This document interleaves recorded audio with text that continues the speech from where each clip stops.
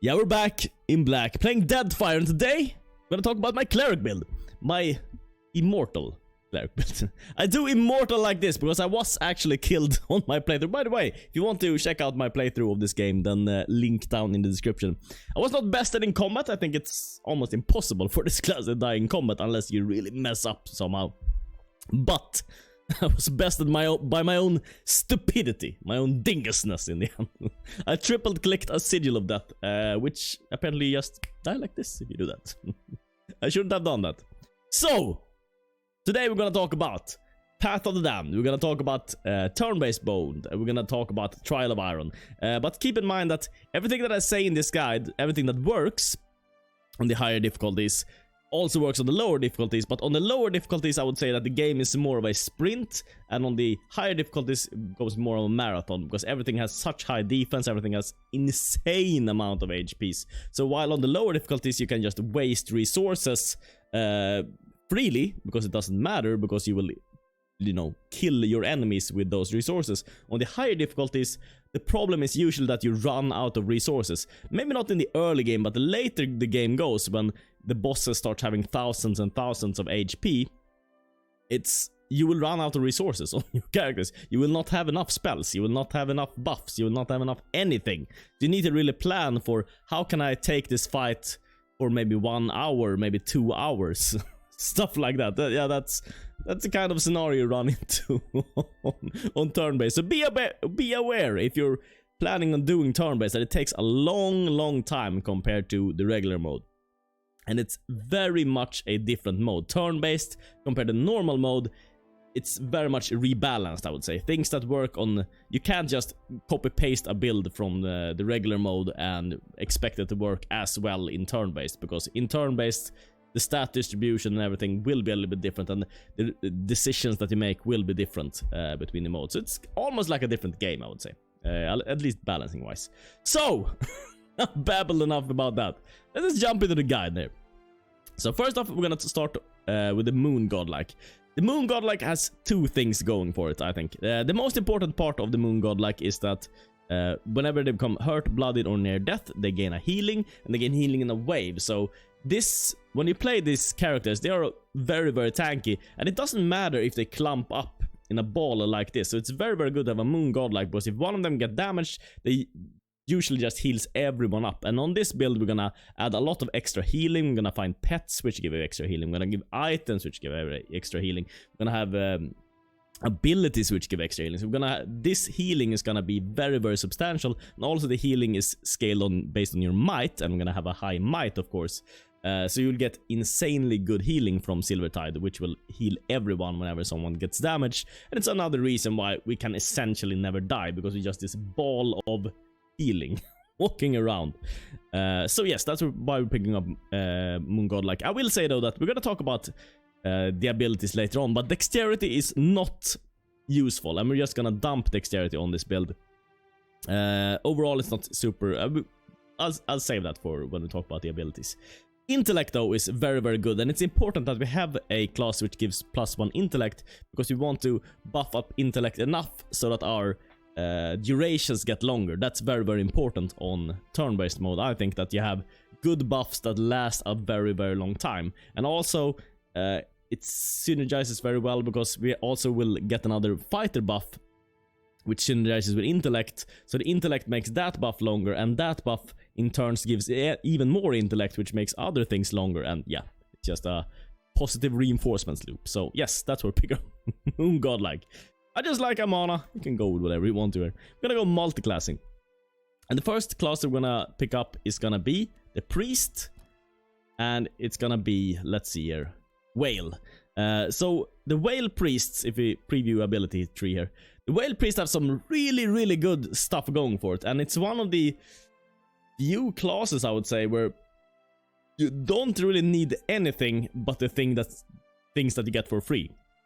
The things that you get for free with this Priest are so damn good. First off, you start with Arcane Veil. This is one of the strongest early game abilities, and you're gonna use this the entire game through, and it's so darn strong. Self, plus 50 deflection against non-veil piercing attacks. Veil piercing attacks are things like guns and stuff like that. They have the veil piercing attribute on them. 50 deflection is very, very high. Keep in mind though that they've rebalanced the game a little bit. So if you used to play a while back, some things are a little bit different. First of all, Path of the Damned, which used to be super duper easy, is now, I mean, it's not that much more difficult, but everything is much more sturdy. They have higher armor, they have more health, stuff like that. So when I played the game the first time, I just breezed through it, even on the highest difficulty, and it felt like it was not even a challenge. Now it's a little bit more challenging, but more more stamina-wise. You need to be able to survive for a long time. Also, they redid how your attack roll works. So before, when you got 50 deflection like this, it would probably be even better than it is right now, because now you get a higher roll. I think you roll a d20 or something before. Now I don't know what you roll. Honestly, it's a d60 or something. A very, very high roll, which makes it so that often your enemies can still hit you with this. They won't miss every attack against you, but they will miss a lot against you, and they will graze a lot against you. And basically their damage will be heavily, heavily reduced if you have the Arcane Veil. You also gain concentration. I don't think concentration matters too much for this build, honestly. For these abilities here, we're not gonna pick up anything. The only thing we're gonna pick up is the free ability that we get from Restore, and I'm gonna pick up on level 1. And just a nice heal to have here. The thing is, you don't need these abilities right here, and it's more important to go into fighter abilities. I'm gonna talk about the fighter abilities in just a moment. So here you're gonna get Iconic Projection, which is a very nice heal, which basically you shoot like a Hadouken in a line, and everything that is on that line will get damaged if it's an enemy, and if it get healed if it's your own companion. So it's very, very good to be able to heal someone on the other part of the battlefield if you get separated and stuff like that. Or if you want to, you can even make, when you get Iconic Projection, you can even, stand in a way so that everything lines up, so that you can always shoot these guys, so they can always heal everyone. Because it's very easy to reposition with these guys because they have such high defense. Disengagement attacks usually not a problem for this class. So you can just disengage and just line up your Iconic Projections to heal everyone. So it's very, very good when you get it. But as the game progresses, it gets less and less useful.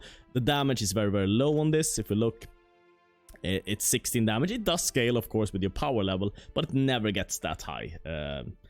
Also keep in mind that it's frost damage, and this will be useful because you can use it in some interactive screens, and you can also use it against some enemies, which if you use a frost attack, they can remove buffs and stuff like that. So keep that in mind, that it's frost damage from this.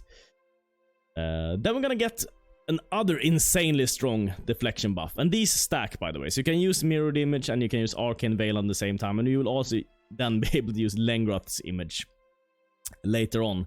So you will have an insane amount of deflection. So this is essentially a deflection tank with some nice fighter bonuses added in there. So 30 deflection for 10 rounds is very, very good, and we're gonna boost this, of course. This is just 10 rounds for now, but if you have more intellect, as for instance, we're gonna have 20 intellect on this character, it's gonna be 15 rounds because you get 50% extra duration. But then we're gonna get even more intellect from a fighter buff, which can give us more. So it's gonna be something like 17 rounds, something with that buff. So you're always gonna cast that fighter buff first. It's called Discipline Barrage. And then you're gonna cast all these buffs, and that's gonna give them an even longer duration, so they're gonna last an insanely long time, and that's what you need on this difficulty. Then we're gonna pick up Lengroth's Displaced Image, which gives you even more deflection, reflex, and 30% of incoming hits converted to grazes, which will make you even more tanky than you already are. So at this point, you're very, very strong. At this point, I would also recommend that that depending on, as for instance, in my party, I ran everyone added the exact same character, so it's very, very easy. But if you, so in that case, what I would recommend is that you also pick up Triumph of the Crusaders and Devotion of the Faithful, because they're pretty decent buffs, honestly. They give you a little bit of might, and they give minus 10 accuracy for your opponents and plus 10 accuracy for you. This is in an AoE, so you just center it upon your blob of dudes, and everyone will get this buff. And it's the same for this. It gives Strong, which is a nice might buff. It makes it a little bit faster to kill, because we're gonna go through so many turns anyways. It's kind of nice to have an extra might. Even though it takes a little bit of time to cast these, having that buff is very good. And also, AoE on kill is very, very strong in this game. This means that you can essentially plan your turns in a very good way so that you leave one monster on very low HP and whoever needs healing just finishes him off. Because we're gonna do a black jacket build, so and the black jacket is just gonna be able to pick up their gun and just shoot from range, shoot down whoever's on low HP to just receive that healing. So it's very, very good to have Triumph of the Crusade, but you don't need these.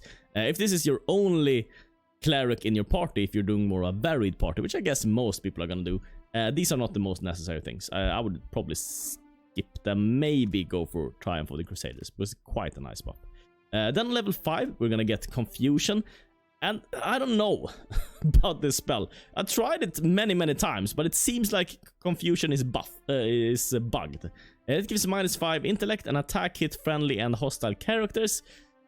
I thought that Confused would work in a way where they would like randomly attack either, you know, someone standing near them, whether they're friend or foe. But this doesn't seem to be the case. I think Confused what it does. I have no idea how it, if it's bugged or what it is, but I think what it does is that if they have an AoE attack that normally would only target their own or enemies, for instance, I think it will now also be able to target their own dudes or something like that. I don't know exactly. Confusion for me didn't do anything, so just ignore this spell is my recommendation for this. But do, however, pick up Champion's Boon, because as you progress in this game, your opponents will get more and more armor, and it's going to be a armor penetration race, and you need to have high penetration. You need to have someone with a mace, because you need the mace model in the late game to be able to bring down their armor as much as possible. You need to eat fish, which gives more penetration for weapons. You need to do everything, and also you need to buff yourself with Champion's Boon. Champion's Boon gives Tenacious for 5 rounds. It's +5 might and +2 penetration. It seems like, why do you need so much penetration? Isn't the highest you can get from like a heavy armor something like 14 or 15 or something? No. You're gonna get up against monsters in this game which have, I think the highest I saw was 22 armor rating, because they can buff themselves up with insanely strong buffs which last like 14, 15, 16 rounds of them having 22 armor ratings. You need to have insane armor rating. You need to give your opponents negative armor. You need to buff yourself up. Because keep in mind that if you don't have a good enough penetration, your spells won't work either. Your spells are usually based on penetration also. So nothing will work unless you have high enough penetration. Champion's Boon is a very, very good pickup. I would highly recommend it. Then we get to level 6 and we get Archimer's Wondrous Torment. This is a decent spell, but what I would recommend more on this level would be this thing right here. Salvation of Time. Friendly AoE, +2 rounds of duration of beneficial effects. Because as I've said, on this mode, it's all about a marathon. It's all about endurance, like being able to live for long enough to bring your opponents down, because you're gonna run out of spells and resources very, very quickly. So you need to be very conservative with your resources and just refresh those, you know, buffs that last for like 15-20 rounds that gives you high defense, and then just try to bring them down with weapons, because if you try to only use abilities and stuff like that, you will run out of those abilities within the first 10 minutes, and then you won't have enough to do anything later on in the battle. So that's a very good one to pick up. On level, let's see, level 7 here you get Gaze of Adragan, which gives paralyzed for 1 round. This seems better than it is. The problem with paralyzed for 1 round is that it's only 1 round. Even though paralyzed is very, very strong in this game, and even though on the lower difficulties this would be amazing, because it can just keep people, you know, forever paralyzed. The problem is, first is an accuracy versus fortitude save, so you might not even succeed with Gaze of Adragan. And even if you succeed with Gaze of Adragan, it's just for 1 round, so it doesn't matter too much. As I said, these battles usually last hours, 1 hour plus against the harder encounters, the harder enemies. It doesn't last that long against like simple enemies, of course, but against the harder boss encounters, it's gonna be a lot of rounds. So it's not super, doesn't make much of a difference if you get 1 or 2 free rounds you won't be able to bring them down in that short of a time frame. And that is pretty much it. That's pretty much it. Of course, if you play a pure priest, you're gonna get some things done here, but we're not gonna talk about them. I'm not even that interested in these lower things here, because you might not even get to them in the game. You might not even get to that high of a level, so we're not gonna talk about them too much. I guess I talked about this quite a lot, this guy. One last thing to mention about this guy is Holy Radiance. Holy Radiance is very, very strong, even on turn-based mode, I would say. So what it does is that it does damage to vessels. So you need to keep in mind what is a vessel. Vessels are usually undead people, but keep in mind that ghosts are not vessels, so they will not take damage from Holy Radiance. They will also heal you, your party, but the heal is kind of a moderate heal. It's a very, very, very large area on the heal, but it's a very moderate amount of healing. So usually I never used beyond the early game. I never used Holy Radiance for healing usually on my characters, because it wasn't the most effective healing spell usually, because usually it's not your entire party that gets damaged. Usually it's like 1 or 2 characters that the opponents focus on, and they get very, very low. So it's more useful against undead foes and stuff like that. But it's very, very good against them, because it deals damage for 1 round, but this round can of course be increased to 2 rounds, and the damage scales very, very highly with your power level. So now it's 24 burn damage, but this is gonna go up to 70 and 100 and stuff like that. When you get to insanely high power levels, you're gonna deal a lot of damage in a very, very large AoE against undead. So it's very good to be able to like bring all the skeletons down, because usually they have a lot of small skeletons which don't really do anything except waste your attacks. So it's very, very good to be able to bring them down. So that's just about the Holy Radiance. Very, very good for this mode. So we're gonna pick up Veil, and I'm gonna pick up Restore, as I said.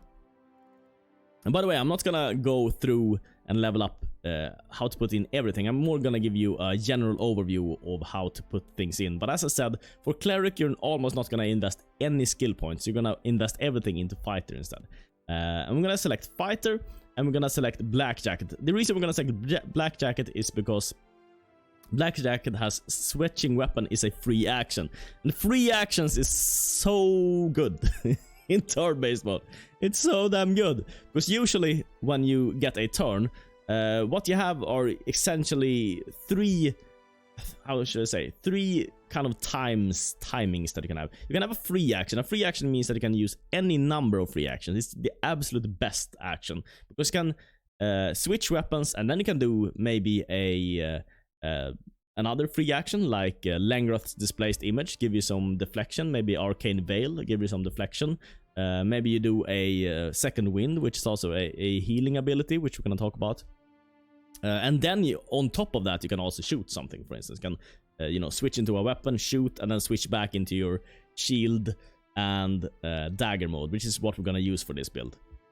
So it's very, very strong to have switching weapon as a free action. It's insanely strong. Constant recovery will be less effective, but it doesn't matter too much. We have so much healing on this build that, and the constant recovery will also run out. I think it's only 15 turns or something, 15 rounds, 20 rounds, something low. I mean, sure, in the early game, yes, it will probably last the entire battle, but in the late game, constant recovery will run out anyways, so it doesn't really matter, I think. We can also start with an additional weapon set, and I think it's very, very good, because I'm gonna go into the preview ability tree here for Fighter.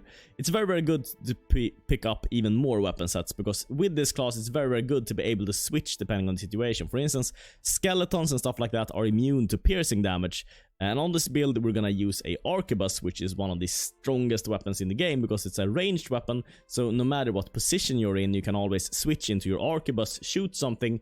It also has a very good modal bow, which gives you more accuracy, and it has high penetration, so it's a very, very good weapon. But having multiple weapons can be very good. For instance, it's very good to have blunt weapons versus undead. It's very good to have 2 different shields. For instance, we're gonna use a a big shield, a heavy shield or something. I don't remember what it's called in this game. I'm gonna use a heavy shield if we're up against a lot of ranged attacks, because that shield has a modal ability which reduces the ranged attacks damage by 50%. So it's very, very good to be able to switch into that. But maybe if we are a frontliner and we have a lot of melee foes, then we want a medium shield, because the medium shield's modal gives a 30% block chance. So it's very good to have multiple weapon sets and to be able to switch into the exact set that you need. Just remember, this mode is, you know, made to take a lot of time. Turn-based is made to make a lot of time, so even though it's a little bit cumbersome to switch back and forth, it's a very, very nice benefit. And in some battles, admittedly, the later you go, you will become nearly invulnerable, even though you're wearing an arquebus, which gives minus to your deflection score. Sometimes it's worth doing that just to speed up battles. Just have everyone on arquebus and just shoot, pass, turn, shoot, pass, turn, shoot, just to speed up the battles, because some battles you know you can never die in anyways. So that's a little bit of a side rant about that. It's a lot to talk about, in this game, I must say. So with this class, we get the constant recovery and we get the blackjacket switching, which is why we're going into blackjack in the first place. We're gonna pick up Discipline Barrage on the first level. It's very good. It gives us Aware, which gives us +5 Perception, and 50% of graces convert to hits, which is an insanely good bonus. I would say. It will matter mostly in the early game. In the late game, we will probably have a very good score anyway. You will have a very good accuracy anyway, so it's not as important. But in the early game, where your accuracy compared to your opponent's defense is very low, 50% of graces convert to hits is a huge bonus. So definitely recommending this. So why don't you use Knockdown? Isn't this good? You say you can knock something prone. Knockdown is fine. The problem, as I said, this mode is more of a marathon more than a sprint. So having one knockdown, knocking something down for one turn, it doesn't matter. First of all, there's like a million enemies in Pillars of the Damned. Every battle will be against like 15-20 enemies. So knocking one of them down, and you will always be outnumbered. So if you have 5 guys and you knock one of their 15 guys down, it doesn't matter too much. I mean, they're still at a statistical advantage against you, so it doesn't matter if you knock someone down. And also, it's only for one round. You're gonna knock them down anyways, so it doesn't really matter that you knock them down for one round. It would matter if you like knock them down forever or something. It would maybe matter, but unless you're doing that, I don't really recommend knockdown on this mode, on the turn-based mode. Then what we're gonna pick up, actually, we're gonna spend all our early points into this guy. We're gonna pick up another weapon set, and we're gonna pick up Fast Run. And not because Fast Run is super amazing, and honestly, you can go with a pre-spell. If you feel like some of the pre-spells are something you want to use, then you can pick them up. You get plus 15 stride and 5 defense when disengaging. This is like almost a non-bonus. It's somewhat of a bonus, and that's why I pick it up, but it's only because there's nothing really to pick up on this low level. So that's why I go into Arm Set and then Fast Runner. Then what I'm gonna pick up when we get access to level 2 is gonna be Fighter stances, and I'm almost always gonna be in the Conqueror stance, or Warrior stance, I mean, which gives +5 deflection and +5 accuracy, and it's just a nice bonus. It's just 1 skill point for 5 deflection and 5 accuracy, so this, yeah, so it's a nice bonus. You could, of course, argue that, oh, isn't Into the Fray better? It's a free action and you can deal damage. You can essentially click Into the Fray on the enemy, just Into the Fray, Into the Fray, Into the Fray, Into the Fray. But the thing is, you will use up all your discipline and you will probably not be able to kill them anyways. It's, as I said, this is more of a marathon thing. So you need to think more like that. If you play on the lower difficulties, then all these abilities are amazing. The free abilities with deal damage are just amazing. Simply amazing. But in this mode, this will only be useful in the fights against easier enemies, which you would have killed fast anyways. So that's my reason for not going with that.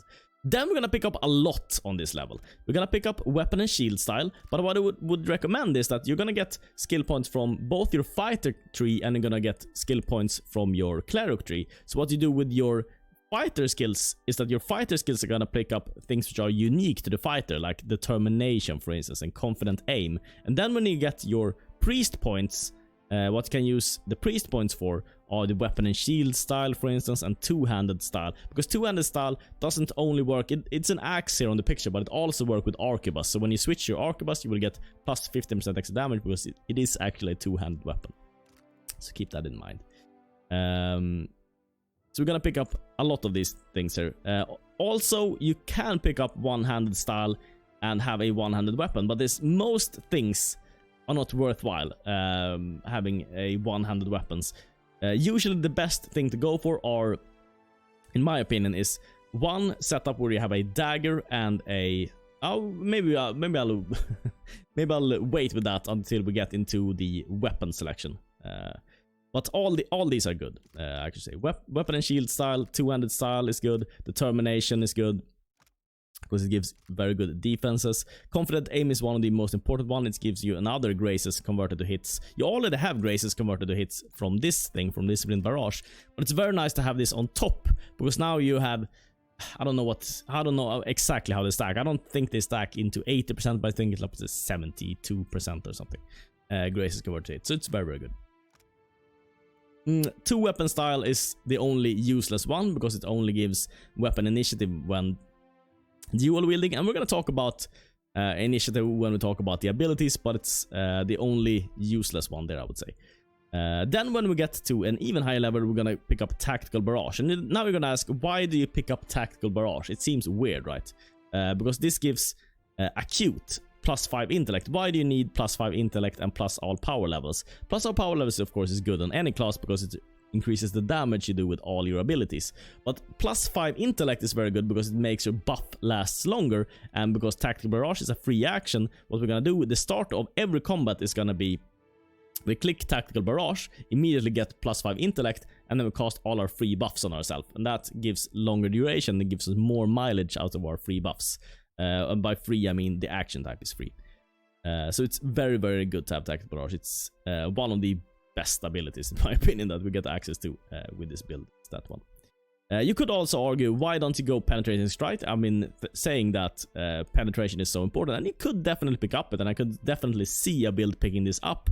But the problem again is that you're using your resources very, very quickly, one discipline, to gain that Penetrating Strike. Against some things, it will still be worth it, though, even on this mode, and even though you will use up this resource quickly. Because the thing is, for the fighter resources, you will almost never run out of fighter resource, because the only fighter resource we're going to use in this build is going to be Discipline Barrage. So you will usually have some spare discipline that you can use for things such as Penetrating Strike if you want to. But I think there's more important stuff to pick up. I would rather recommend having Rapid Recovery, and I think that this ability might be bugged. I don't know. It says 6 health restored for 7 rounds.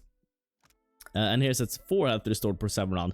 And I thought that this would get upgraded to 6 health restored by 7 round, but it seems like these are 2 separate ticks on your character. So either this is bugged or it's intentional, but it's like you double your healing from your constant recovery. It should be 50% extra healing, but it's doubled. So yeah, there's that. About these, Snake's Reflexes, Bear's Fortitude, and what else is there? Combat Focus. Bull's Will. I think these are nice to pick up, but only pick up them, they're kind of, I should say, second-rate things to pick up. There are more important things, so prioritize things such as this Tactical Barrage first, but then if you have spare skill points, which I had with my characters, I picked up Iron Will, for instance, because I didn't have the highest will save, and will save will make able to, because one of the things that you will be weak against will be things that take over your characters, because if they take over your character, we won't have resistance against it. We will get resistance against other things, so we won't be able to get stunned and petrified and terrified and stuff like that, but we will never have anything which makes us able to not get mind controlled, for instance. So it's very nice to have a will save. On level 6 we get Vigorous Defense, which is very, very good. It gives plus 20 all defenses. So this means that it also gives deflection, which of course stacks with all our other deflection buffs. So at this point we'll have like, I don't know, 150 deflection or something, 200 deflection with all our buffs on. So we will have an insane amount of deflection at this point. And at this point I felt like my character was essentially invincible. Like nothing, like 90% of their attacks against you are gonna be misses at this point. The few that hits are gonna be graces, and they're probably gonna get downgraded even more because we have these shield modals. So even if they grace with a shot, for instance, it's gonna be like, I don't know, 4 damage, 7 damage or something, because the damage is gonna get halved from our shield. And it's a grace, so it deals less damage. And maybe they don't even penetrate your arm at this point. And also you're just gonna heal that up whenever it's your turn. So yeah, you're essentially unkillable at this point. The only things which are dangerous are things which stun you or make you able to not take any actions. That's things that, like, if your opponent stuns your party multiple turns, that could still technically bring you down. So at this point we're just gonna pick up everything that gives us resistance to these things. So that's why we pick up Unstoppable, which gives us resistance to dexterity afflictions, which most importantly, what it does is it downgrades everything. So if you get immobilized, for instance, it downgrades it to hobbled, paralyzed, gets immobilized. And this essentially removes paralyzed, which is very, very dangerous because of paralyzed target can't take any action. So it's basically like we're stunned for 1 round. But now whenever we would get paralyzed, we instead get immobilized, and this isn't too dangerous. We just switch into a arquebus and shoot. Doesn't matter if we can't move for this character. Next thing we're gonna pick up is body control, or you can pick this up in any order. I think body control and let's see here, fearless are probably the ones you should pick up first. So body control downgrades a stun to a daze and a daze to a staggered, and stun is very dangerous because stun also makes you able to not be able to do anything, and same with fearless. If you get terrified, you can't do anything, so we don't want to get terrified. So we're gonna pick up fearless, we're gonna pick up body control, and we're gonna pick up unstoppable. And if you have an extra point, it's pretty nice to get weapon specialization also for that 10% extra damage. On the next level, on the 5th level, we don't need these. All these models are kind of, they're better on other modes and they're better on lower difficulties. Even though we might be able to cleave something on lower difficulties, usually it will happen so rarely that you cleave something and that you're able to get big advantage of that, and the engagement thing doesn't matter too much either. So I think these are safe to skip. Instead, what I would go for, if you have someone which has a crit build, which you can do if it has a good one-handed weapon. For instance, there's a very good one-handed weapon which I recommend that you pick up in Pokokahara, which gives, on a crit, it gives -2 armor to an enemy, which is very, very good. For instance, on a character like that, you could pick up Uncanny Luck, and you could couple that with one-handed style to have a very high chance to crit something, to be able to actually get that debuff, which is crucial. If you get this off on a boss, for instance, it can be a very big difference on them having, for instance, 18 armor or 16 armor, because the difference between penetrating armor and not penetrating armor is huge damage-wise. So that's something I would recommend there. You can also go for superior deflection. Nothing is really bad here. Tough is also good. But yeah, armored grace is the only one I would not recommend on this level.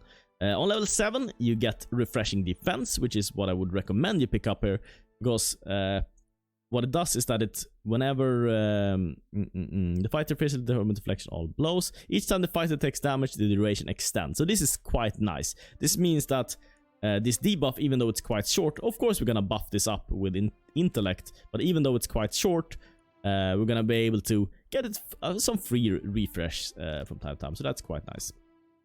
You also get clear out, which is very good because you can attack everything in the arc. The problem is that it costs 2 discipline, so I'm not really a fan of this ability. Other things you get: 10% spell resistance is good to pick up if you feel like it. Crit damage, not that important. The thing is with crits, why you want crits is not because of the damage that they deal, it's because that they give more penetration. So a crit gives you plus 50 penetration. So let's say you have a penetration score of 14, you have some legendary arquebus or something. When you crit with your arquebus, you will have a penetration score of 21, which means essentially everything in the game will get penetrated by that weapon. So that's the important part about the critical. The important part is not damage. So improved critical, in my opinion, not that important, because criticals usually happen rarely. You have overbearing guard, which you don't need because disengagement attacks you will have good defense against anyways. And reaping the whirlwind +1 max discipline is quite good. It's another thing you could pick up. And I'm not going to talk about the later abilities here, because you might not even get to that point in this game. So, But I continue creating our character. It's been quite a rant, I know. 34 minutes already. Okay, Discipline Barrage. Gonna try to speed up in the last minute here. Sure. So about the attributes here. You can safely dump Dexterity. And I know a lot of you are gonna be like, why do you dump Dexterity? Isn't it important to have your round before your enemies? Isn't there an argument for having Dexterity? And to that I would say no. It's actually very good to have low Dexterity. Because the thing is, if you have different Dexterity scores on everyone and you have different initiative on everyone, then you're gonna get mixed in with your enemies. You're gonna be like one enemy and then you, and then one enemy and then you, and then one enemy and you. And this makes it super difficult to plan your turns, because if you have everyone in your party in a succession, it's much easier to plan out your turn. Okay, I'm gonna go here and then that guy. Okay, that guy's gonna be third, so that guy can cast a heal on this guy. It makes everything so much easier to plan. It's so much better to have everyone grouped at the end. So if you put on heavy armor on everyone and minus the Dexterity, you're gonna go last every time, and that's what you want, because you're not gonna be brought down. The only chance I would say your enemies have of bringing you down is in the very early game, where your HP pool is still low. They're gonna be able to maybe bring you down in one turn, but it's unlikely, especially if you have a shield on and everything. But later on in the game, you're gonna have so much HP that there's no chance. Even if everyone crits you, everyone attacks the same character and everyone crits you, they're not gonna kill you. So it doesn't matter if you go last, and then you can just heal up to full whenever it becomes your turn anyway. So not a problem having low Dexterity. Other things you don't need Resolve at all. I don't think on many characters in non-turn-based mode you didn't need Resolve either, but in this mode especially you don't need Resolve. The thing is, Resolve is nice. I mean, you get deflection, and I've been talking about, you know, this being a tank and deflection build and everything, but the thing is that the deflection that you gain from buff so heavily outweighs the deflection minus that you get from going negative on Resolve, that Resolve doesn't really matter. I mean, we're gonna get like 100, 200 deflection from our buffs. It doesn't matter if this is -7. It's like, okay, so instead of having 150 extra deflection, I get 143 extra deflection. Doesn't matter. Your opponents will still not hit you. Even if you have Resolve 3 here, it will still just be miss whenever they attack you. So Resolve doesn't matter. Most important, one of the most important abilities is Intellect. So we're gonna bring this up to 19, and then we're even gonna go up to 20, because we're gonna be able to select a heritage or place we came from, which is gonna give us 20 Intellect. And the important part is this is ability duration, because we want our buffs to last as long as possible. Might is also very important. It both gives us healing, which means it works with everything. It works with our passive on our character, our Silvertide. It works on our healing spells. It works on other abilities. For instance, I would recommend, there's a cat in the game that you can get, which both gives you plus 15%. It's a pet. Plus 15% healing done, and it also gives you like 10 or 15 healing whenever you down an enemy, and that cat is really good. So that, for that healing, it also works. It works for any healing. So Might is very good. Also having extra damage is very good, because you don't want the fights to take longer. Not because it's more difficult really that they take longer, but because it's annoying that the fights take longer. You want to finish them quickly. You want to go on to the next fight. You want to have a decent pace through the game. So that's why Might is very good. Then I think Constitution is quite nice.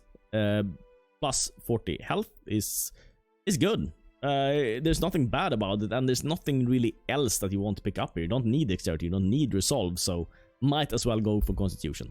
If you're more interested, you could go for a higher Perception score and lower Constitution. That would be fine, but I would just dump my last points into Perception. It gives us a little bit extra accuracy, which is nice, but it's not gonna matter too much, because we're gonna mostly use Arquebus. In most fights, we're gonna use Arquebus, and that modal gives us plus 20 accuracy anyways. So the small plus 5 accuracy we get from this is just doesn't matter in my opinion. So this is the scores I would go for, and then I would select the one which gives plus 1 intellect. This is Old Valia, so let's pick that up.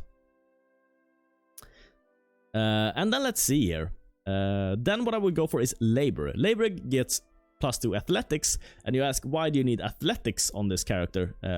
Doesn't seem to make much sense. Well, this is because athletics gives us access to a free action which is called Second Wind, and Second Wind is going to give healing based on how much athletics we have.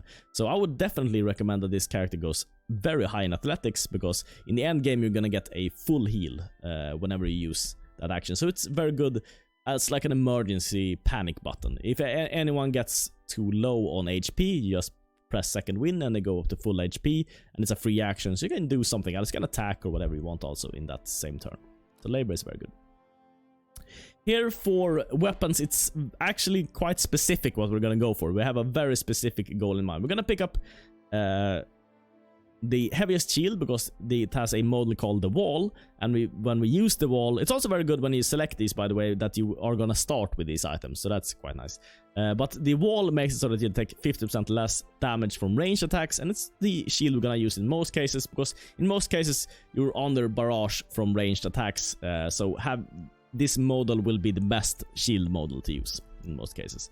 We're also gonna pair this with a dagger, because the dagger's model gives deflection, so we're gonna have one weapon set where we have a shield and a dagger, and then we're gonna switch to an arquebus whenever we want to shoot something. And yes, that's why we select the arquebus, and the arquebus also have a very good model. First, it has a very good penetration score. It also doesn't matter that it's slow in this mode, because speed doesn't matter, as I've said before. Your initiative doesn't matter, and it deals very good damage, of course. And also, it has a model which is called aim shot, which makes it give plus 20 accuracy, which is very, very important. Mostly important in the early game, of course, but later on, it's nice against some enemies which have insanely high deflection to have that bonus. That's what we're gonna select here. And then you can just go for any portrait or anything, but I wanted to go back to this screen just to talk a little bit about when you level up. So when you level up this character, I also would recommend that you go for the medium shield and have that in a separate slot, because then you can switch your character. If you're up against a lot of melee foes, you can switch him into the medium shield, and that gives you a 30%, if you use the model, a 30% chance to deflect their incoming blows.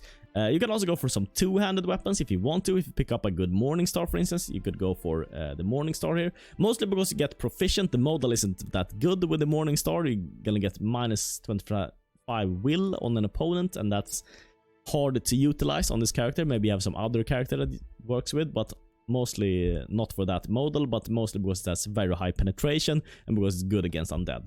Other things you could go for are Warhammers, which is very good because they have very high penetration and they have a penetration model. You can go for Club, because Club has a model which gives minus armor, and I would recommend that at least one member in your party should definitely have a club and be specialized in club to use the club model to give minus armor, because it's very, very good on the higher difficulties. And other things you could go for is, of course, Saber. Where's Saber? Saber also has a penetration model, but more importantly, there's a very good Saber in the game that you're gonna, again, get from Pokokahara if you complete that quest. And if you, there's an item, I don't know how much I want to spoil here, but there's a room in there where there's like this purple orb, and if you click it, you will be able to take the weapon from the corpse, and then you will get a saber which on a crit gives minus, you can upgrade it to -2 armor on the enemies, and that of course also stacks with the club, so you will in total get -3 armor on your enemies, and that's very good for bringing down bosses. So, man, that was a lot of talking. A lot of talking, but I hope you have a pretty good grasp about the Cleric. The Cleric mode, if you build it this way, is essentially impossible to die with. It's very good for Trial of Iron, unless you make some stupid mistake like me, like clicking on things you shouldn't click on. If something says Sigil of Death, don't click on it. Unless you do something like that, dying in combat will be almost impossible. You will be nearly invulnerable, and the only downside I would see of this build is that it doesn't have the highest damage. There are builds with higher damage output that you can use to maybe quicker get through the game, but this is one of the safest ways, I would say, to get through the game. So thank you so much for watching. See you next time.